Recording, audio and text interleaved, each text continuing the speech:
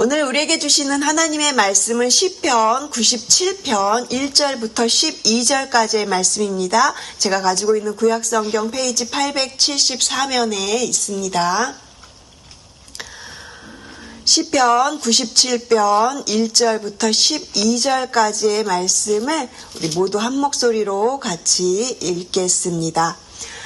여호와께서 다스리시나니 땅은 즐거워하며 허다한 섬은 기뻐할지어다.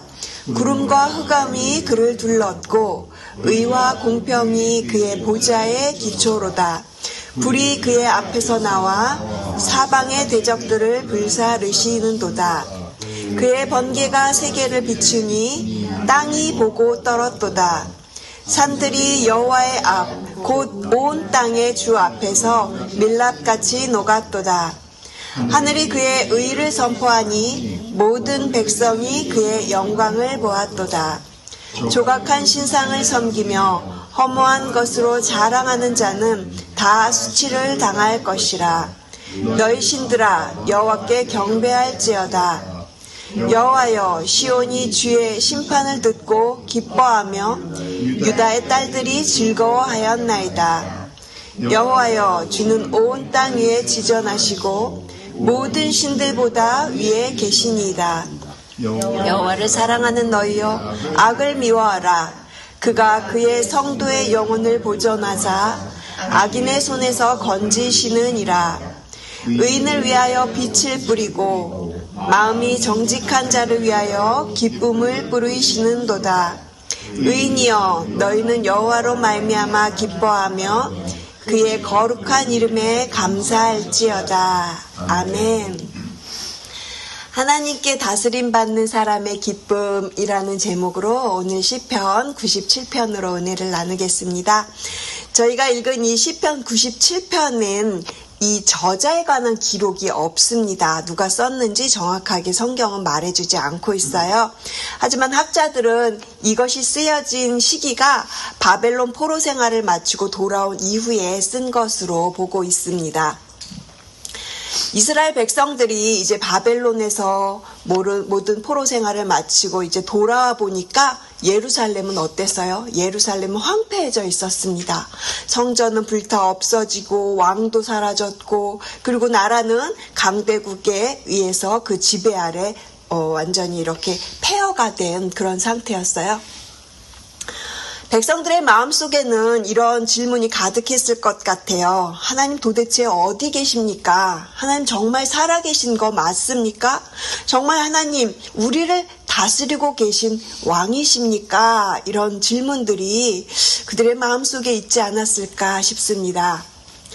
절망하고 있는 그 이스라엘 백성들을 향해서 이 시인의 저자가 어떻게 선포하고 있습니까? 우리 1절 말씀 다시 한번 같이 읽겠습니다. 여호와께서 다스리시나니 땅은 즐거워하며 허다한 섬은 기뻐할지어다. 절망적인 상황인데 어떠한 상황에서도 지금 하나님은 여전히 우리를 다스리고 계신다. 이렇게 오늘 이 시편 97편의 가장 핵심 내용이 되는 것이에요. 그리고 그렇게 선포하는 것이 또한 오늘 본문에서 이야기하고자 하는 기쁨의 이유가 된다라고 말을 합니다. 그래서 오늘 본문은요, 기쁨에서 시작을 해서 또 마지막 절에 기쁨으로 끝나고 있어요. 기쁨은 하나님의 속성입니다. 하나님께서 우리에게 가장 주시기 원하시는 것이 이 바로 기쁨이라는 것이에요. 죄로 인해서 애통하고 또 절망 속에서 신음할 때도요, 하나님이 언제나 우리에게 주시려고 하는 것은 기쁨이라는 것입니다. 이것이 구약에서부터 신약까지 변함없이 흘러나오는 그 하나님의 메시지 안에서 우리가 잡아야 할 그런 하나님의 속성이라는 것이에요. 그렇다면 어떤 사람이 이 기쁨을 누릴 수 있을까요? 그 첫 번째는 기쁨의 근거는 하나님이 다스린다는 것입니다.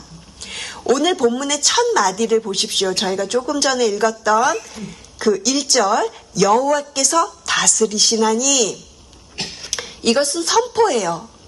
다른 설명도 없고 배경도 없습니다. 그냥 마치 창세기에서 첫 마디에 하나님께서 태초에 천지를 창조하시니라 이렇게 선언하고 있는 것처럼 오늘 그 1절도 여호와께서 다스리신다 이렇게 선언으로 시작하고 있습니다. 이 선언은요, 땅이 즐거워하고 허다한 섬이 기뻐할 수 있는 그 기쁨의 이유가 되어요. 피조물 전체가 인간을 포함해서 모든 것들이 다 그렇게 여호와 하나님을 기뻐하는 이유가 단 한 가지, 하나님께서 다스리신다라는 것입니다. 그런데 2절을 보니까 이런 말씀이 나옵니다. 구름과 흑암이 그를 둘렀고 의와 공평이 그의 보좌의 기초로다. 구름과 흑암이 그를 둘렀다라고 그렇게 표현을 합니다. 이스라엘 백성들에게 이 구름과 흑암은요, 하나님의 임재를 나타나기도 하지만 또한 하나님의 그런 얼굴을 가리워져서 하나님이 마치 안 계신 것 같은 그런 상황을 표현할 때도 이 구름과 흑암이라는 단어를 씁니다. 포로 생활을 마치고 지금 돌아온 백성들의 현실이 딱 지금 이렇습니다. 하나님이 계신가? 정말 안 계신가? 기도했는데 응답도 없고 이런 상황 속에서 지금 시인이 말하는 거예요. 하나님의 얼굴이 안 보여도 그의 보좌는 흔들리지 않는다고요. 그리고 하나님의 그 의와 공평이 그 보좌의 기초이기 때문에 하나님의 통치는 여전히 우리 가운데 변함없이 지금 우리를 다스리고 있다. 이것을 이야기하고 싶은 것이죠. 여러분, 요셉을 한번 생각해 보세요. 형들에게 배신당하고 그리고 노예로 팔려가고 또 억울하게 감옥에 갇혔습니다. 하나님이 마치 침묵하고 계신 것처럼 보일 수 있어요. 그런데 하나님은 그 모든 과정을 다 이루시며 그 안에서 놀라운 역사를 이루시고 계셨어요.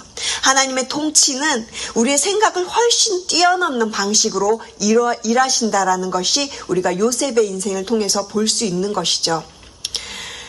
여러분, 지금 여러분의 삶 가운데 하나님이 안 보이시는 것 같은 어떠한 상황이 있으십니까? 기도해도 응답이 없으실 것 같이 그렇게 느껴지십니까? 괜찮습니다. 구름과 흑암이 하나님의 얼굴을 마치 가린 것처럼 그렇게 느껴진다고 해도 우리가 말씀을 붙잡고 나아가야 되는 이유는 하나님의 보좌는 결코 흔들리지 않기 때문입니다. 의와 공평이 그 하나님의 기초가 되시기 때문에 이처럼 흔들리지 않는 주님의 그 통치가 우리를 다스리고 있으면 우리는 기쁨을 누리는 삶을 살아갈 수 있는 존재들이 되는 것이죠. 내가 주인이 되어서 살아가는 것이 아니라 주님이 나의 통치자가 되어서 살아가는 그 삶, 그것이 진정한 기쁨을 누리면서 살아가는 삶이라는 것이에요. 이렇게 기쁨의 근거가 되시는 주님의 통치가 저와 여러분의 삶을 다스리는 삶이 되시기를 주님의 이름으로 축복을 드립니다. 둘째는요, 기쁨을 누리려면 내 안에 우상을 내려놓아야 합니다. 7절 보시면 7절에 조각한 신상을 섬기며 허무한 것으로 자랑하는 자는 다 수치를 당할 것이라 그랬습니다. 진정한 기쁨을 누리려면 가짜 기쁨을 내려놔야 돼요.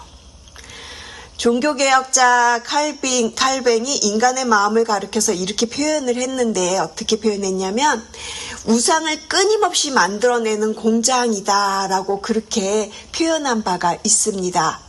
정말 맞는 말인 것 같아요. 시대를 떠나서 우리는 어느 때에나 늘 내 마음 안에 눈에 보이는 것, 내 마음 안에 눈에 보이지 않는 깊은 동기까지 살펴보면 내 안에는 늘 우상이 있습니다.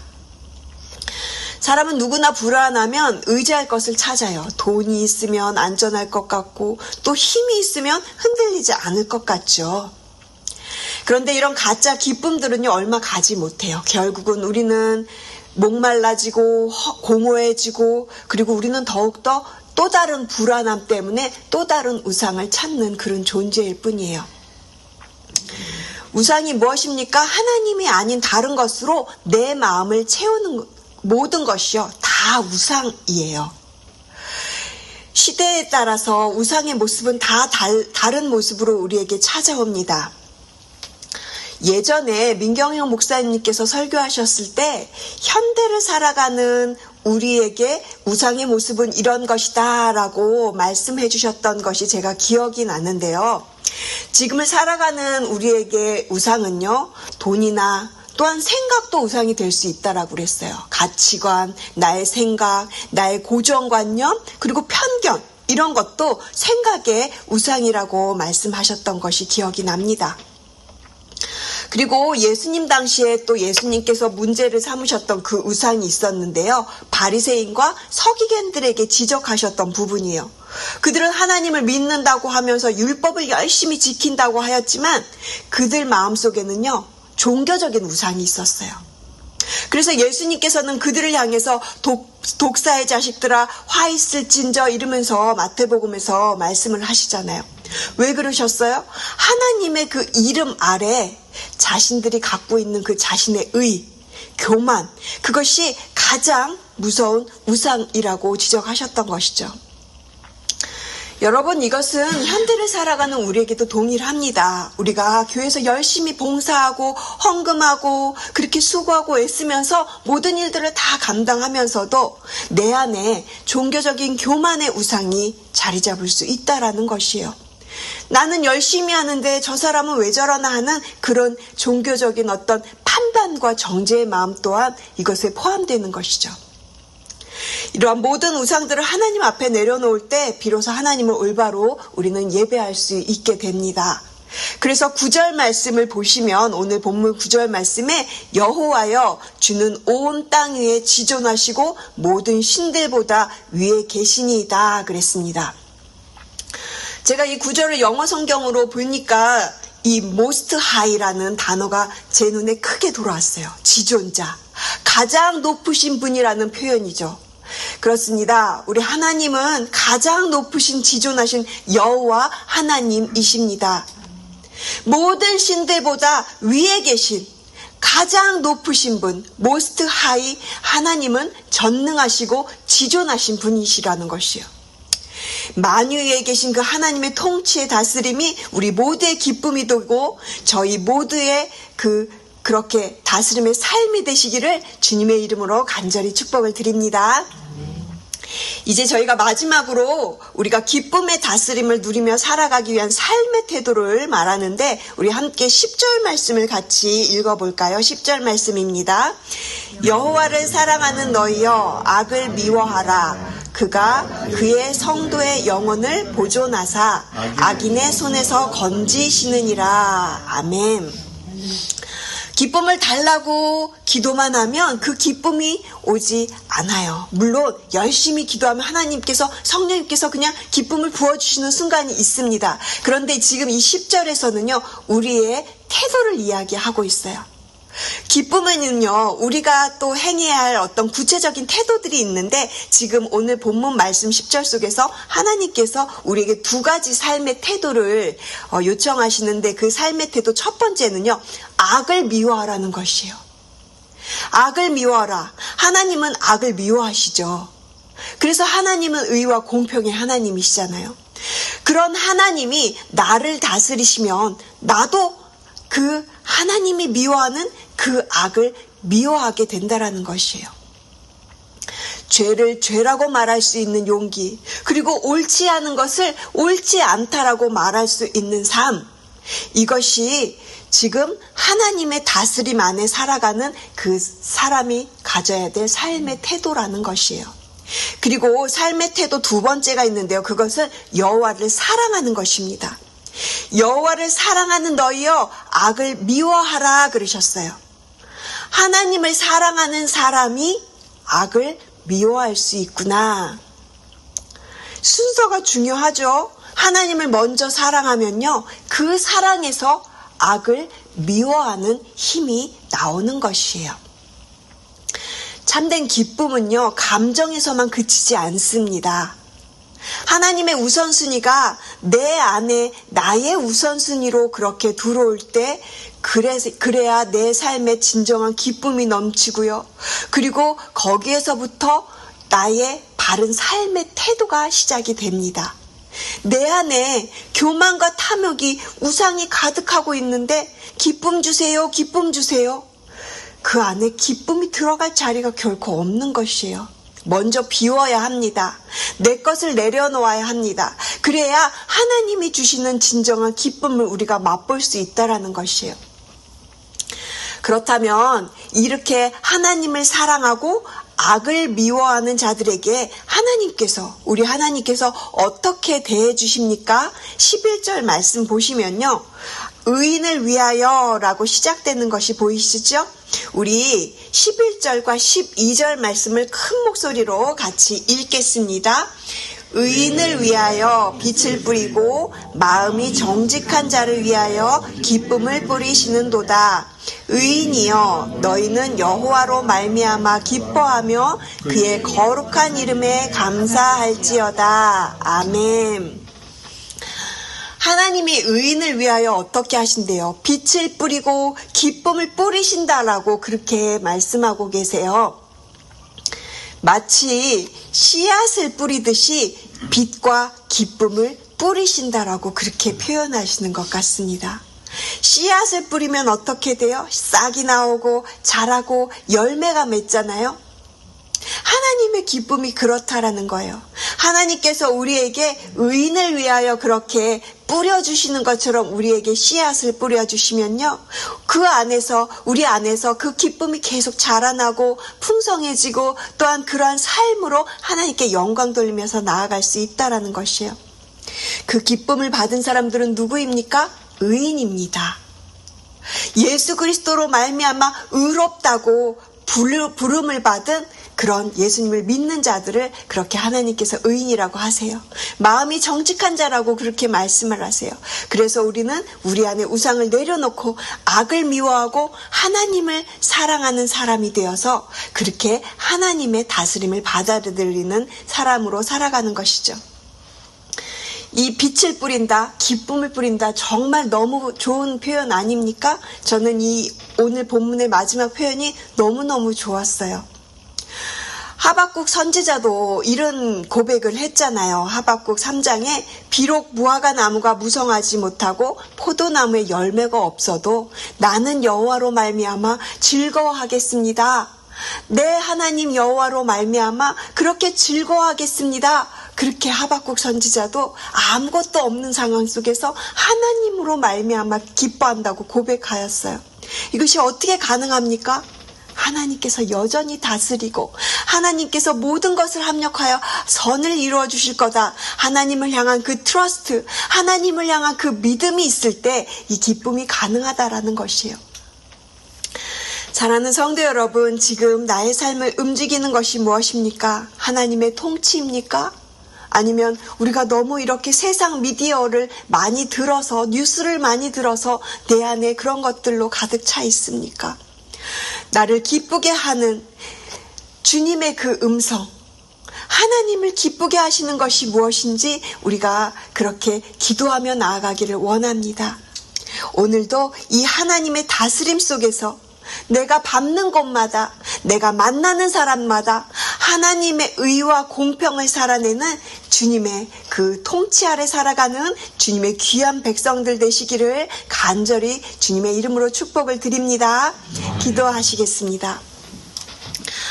하나님, 저에게 기쁨의 이유가 되어주셔서 감사를 드립니다. 주님의 다스림, 주님의 그 통치를 받는 자들은 기뻐한다고 말씀하셨사오니 우리 삶이 세상의 기준이 아니라 오직 주님을 바라보면서 오직 주님이 나의 주인이 되어주셔서 주님의 통치를 받는 삶으로 나아가기를 간절히 소망합니다.